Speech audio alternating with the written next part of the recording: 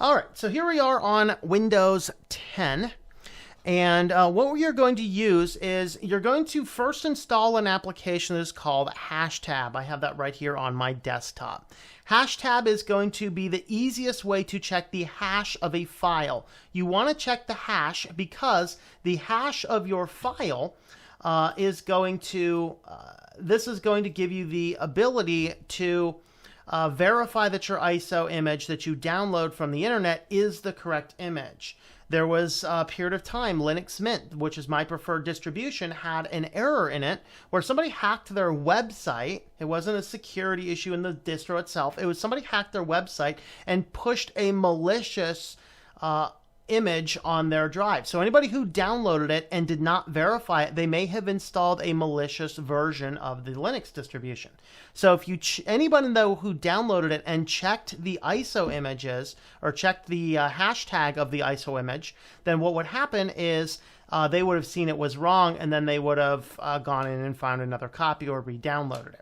So if you don't know what a hash or anything else is, we'll cover what that is. So the first thing we're going to do is we're going to boot up a web browser. And then we're going to find the Hashtab application. So this is implbits.com. And then just click on their products tab and click on Hashtab. If you are just doing this as a personal individual, then you can go ahead and get away with the free one. If you are a business or you're planning on doing a series of lot of other things on Windows, you would probably need to pick up the commercial. So think about whatever your particular item is. You download that, and then what you're going to do is you're going to just double click on your executable and install the file. Okay, so what this is going to do is it's going to add another tab in the properties menu when you right click a file and see it's going to give you a tab that is called hash. All right, so I have actually already downloaded Linux Mint. So I'm going to come over here and I'm going to download your distribution. So this works with more than just Linux Mint. It's any type of distribution. So what you do is you download an ISO image, .iso file. And what an ISO file is it is essentially a disk image. You can put it onto a CD. You can put it onto a USB drive. Anything that can boot off of a USB drive or a CD or anything else you can put it on for that matter will be able to read that and boot off of it. So you're going to click on your download button and then grab the download you want. So in this case, we're grabbing Linux Mint 19 Terra Cinnamon, and we're grabbing the 64-bit edition. It is 1.8 gigabytes, and just find a local mirror. I think I grabbed the one from Advanced Hosters, and it took only about a minute or two to download. Now it says here, do not forget to verify your ISO. Now, most of your distributions out there are going to have somewhere to verify an ISO. And what you want to do is find the particular version that you want. So in this case, we're using Linux Mint 19. And so we grab that, and then they actually give you instructions. Now, when you click in on this file here, this is actually going to give you the hashes. So there are 6 different lines here. These are for your 64 and 32-bit Cinnamon, Mate, and XFCE. All right, so I went ahead and downloaded my distribution. So what this big string of characters is, this is called a hash, and it is specifically a hash 256. Okay, SHA-256, which is a type of encryption. So what this means is that every single file, if you run a hash of it, it's going to give a different unique number. So the computer really looks at the number to verify if everything is correct. The chances of two things having the same hash is perilously close to 0. And so this is a way to verify files that you have downloaded. All right. So we're going to come over here. We are going to right click on our image. You can see it says mount. We can burn a disk image if there were a CD burning utility installed. I have 7-zip on here, so I could do that. But I'm going to come down to the properties menu, and then you will see an extra item. If you are following along, you will notice that I have file hashes and you may not. This is created by the application. Now what it's doing is it's going to copy, or it's going to create the hash of all of the files. Now the first time you do this, you're going to need to wait for it to go, and then we need to adjust the settings, and then you're going to need to let it go again because the settings does not take the SHA-256 hash by default. So we're going to let it go. And then here you can see it has SHA1, MD5, and CRC32. Click on your settings button and then just find SHA256. And then you can turn off anything else you don't want. So I don't really care about anything else right now. So I'm just going to go ahead and do that. Click OK. And now it's going to rehash. Now, while it's doing that, I'm actually going to grab the hash for the appropriate distro. So make sure that you are grabbing the right bit rate. I'm grabbing the Linux Mint 19 Cinnamon 64-bit. Come back up.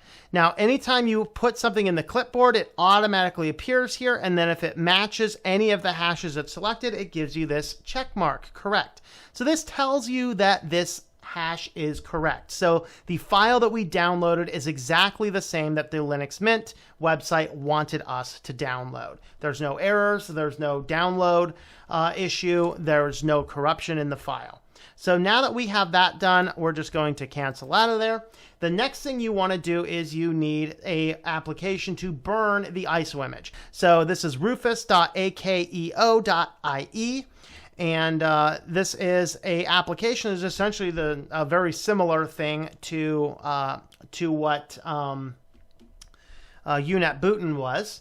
And so what we're going to do is come down here and you're going to download it. Now this is a portable application, meaning that it has everything inside the file to run. It doesn't have to be installed. You can throw it on a drive, carry it to a different computer, whatever you want to do.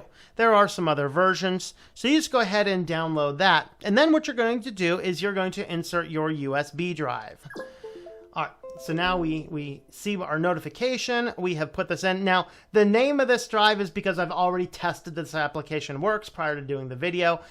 This would be the name there that I get the notification for is whatever you've called it. It might be called files. It might just be called, PNY, crappy USB drive, whatever else. Regardless, that is now mounted, and I should, emphasis on should, be able to see it if I navigate to PC.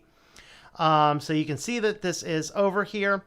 And what you might want to do is you might think about formatting it. I don't really need to format, I don't think. Let's just go ahead and change it to drive. We're just going to go ahead and do it anyway, just to give you the full experience and make sure and verify we're doing it. So we're just going to go ahead and do a quick format on that.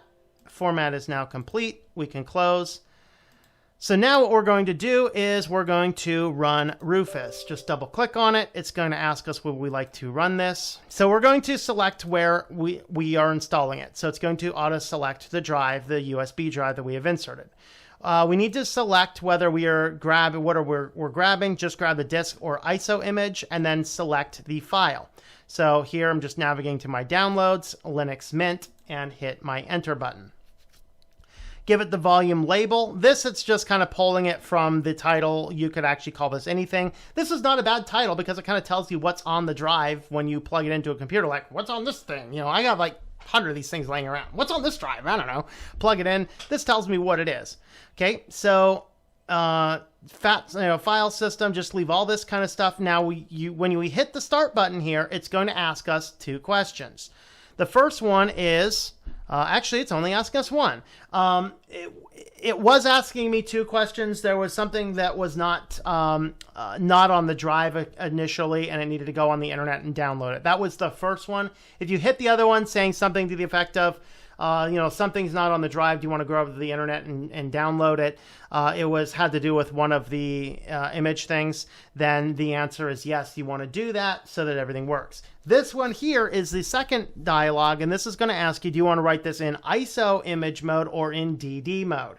So DD is like a full copy over the system. The ISO actually allows some other options. And so we're actually just going to use the ISO is what you want to use first. If for some reason this fails, go back and do the DD, but you may have some limitations on the drive after that. So we'll go ahead and hit OK. It is giving us the warning. We are going to erase everything on the drive. This is not touching your hard drive, just your USB drive.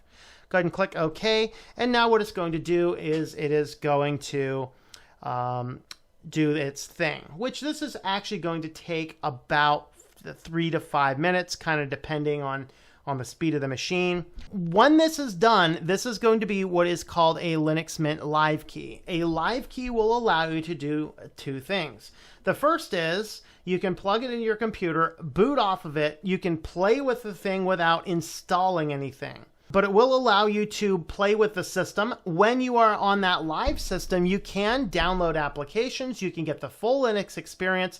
It's just the difference is once you are done with that drive and you shut down the computer and pull the drive out, anything that you have done will not change. Okay, so when you reinsert it, any application that you have installed is going to be gone.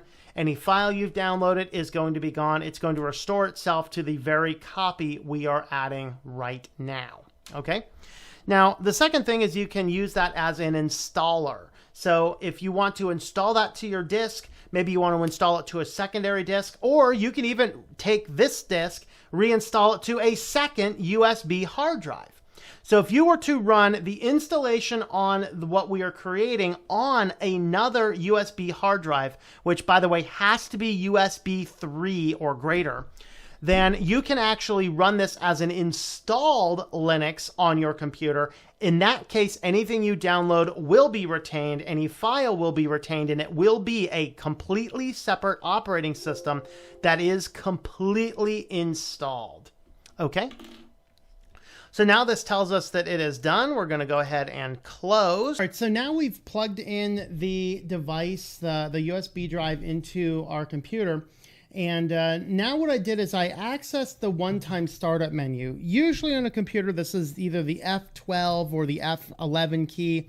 It could be F9, or you could get to the BIOS setup with the delete key, or escape, or F2. You'll really have to check your computer's documentation as to which one it is. And for me, I just go in and just spam the 9, 11, 12, and delete keys until something different shows up. So that's kind of what I do. Now, if you are replacing a computer that had Windows on it, then one of the things you might need to do is just go into the Windows settings, and the next time it starts, there is a repair option and buried in the settings that says next time it starts up, do a slow boot or boot into setup. Windows tries to bypass all this stuff, and we don't want to do that. We want to get into our setup. Now, I know right now I can actually just come right on in here and boot off the USB key, but for many of your cases, you may not have that option. So I'm going to go ahead and enter setup.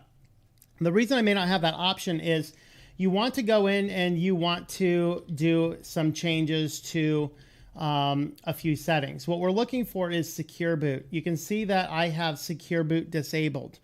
You are going to want to do that at least initially. Now, depending on your Linux distribution, like here on Ubuntu, it does enable secure boot. So Linux, Ubuntu will work with secure boot, but I like to disable it just at least to get started, so it's not trying to log in with the old secure boot system on the Windows. The other thing that you might want to do is somewhere in here you might want to change, and sometimes these have it, sometimes they don't. Sometimes you might need to enable legacy mode. Sometimes in this computer's case, you can see that you set it to say which one is UEFI. In this case, it's prioritizes that. If it doesn't find anything, it drops back to legacy. Again, this is something that I can't advise you on specifically because every BIOS is separate. So the basic key take-homes here, secure boot should be disabled, at least to get started. You should be able to re-enable it later. You will have an option of UEFI and legacy. And depending on your Linux distribution, it might work with UEFI, it might work with legacy. Some of them work with both. Ubuntu does work with UEFI, it does work with secure boot, so I'm okay with that, but you will again need to disable that secure boot just for starters. And then you can set your boot priority. You can decide what's going to be booting, and then here's your primary boot sequence. So I have it set to go with the USB key first, and I've always set that computer this way because I might have Linux distributions on external hard drives. So I go ahead and plug something in, it automatically boots to that. But if I don't have that in, then it's going to boot to whatever hard drive here. So in this case, it's going to boot from whatever's in the first hard drive, the second, and then the third is going to be the CD-ROM. If you're going to be using a lot of things with CD-ROMs, you might move that up. So it checks for USB, it doesn't find it, it drops to CD-ROM, doesn't find it, then it goes to the hard drive. That's actually how old computers were set up. Why sometimes if you leave your, data drive in the old A drive, it says, non-boot disk or system error, replace disk and strike any key. That's because it was always checking that A drive for something first. Modern computers, though, they generally go with the first hard drive first, assuming that you're not booting off of anything else. That's something you're going to want to change. So I'm going to go ahead and leave this one as USB key because this computer is going to be for somebody who is going to want to be experimenting with different Linux distributions. And so having USB first is going to be a good option. So I'm just going to pretty much leave this computer exactly the way it was. I just wanted you guys to see what we are doing. So we're just going to go ahead and exit, save changes and exit, sure. And then we'll go ahead and reboot the system here.